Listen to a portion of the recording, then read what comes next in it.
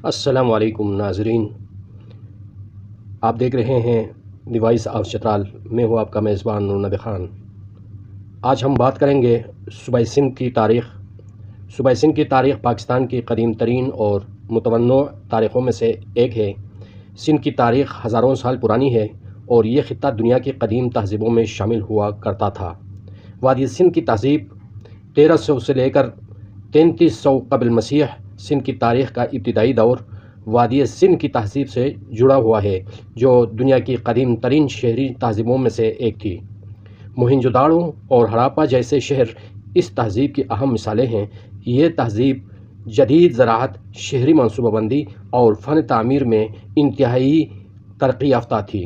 قدیم دور وادی سندھ کی تہذیب کے زوال کے بعد سندھ پر مختلف تہذیبوں اور اقوام نے حکومت کی، جن میں آریہ، ایرانی، یونانی اور سیتیائی شامل ہیں۔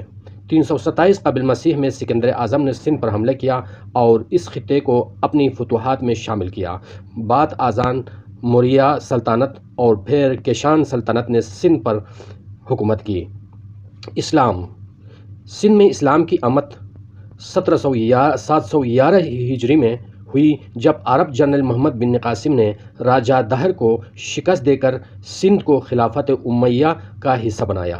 اس کے بعد سندھ میں اسلامی تہذیب اور ثقافت کا فروغ ہوا اور سندھ کو باب الاسلام کہا جانے لگا۔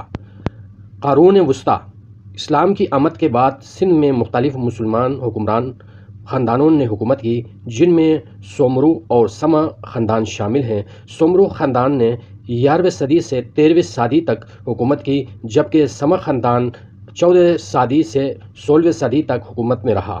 مغل دور 1526 عیسوی میں مغل سلطنت نے ہندوستان کی بیشتر حصے پر قبضہ کیا، جس میں سندھ بھی شامل تھا۔ سندھ میں مغل دور میں امن و امان اور فن ثقافت کو فروغ ملا۔ مغل دور کے بعد سندھ پر کڑھوڑا خاندان اور پھر تالپور خاندان نے حکومت کی۔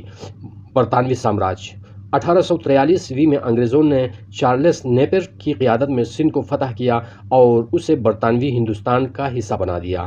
اس دوران سندھ میں جدید تعلیم اور انفراسٹرکچر کی ترقی ہوئی، لیکن ساتھ ہی مقامی آبادی پر سامراجی تسلط کا دور بھی رہا۔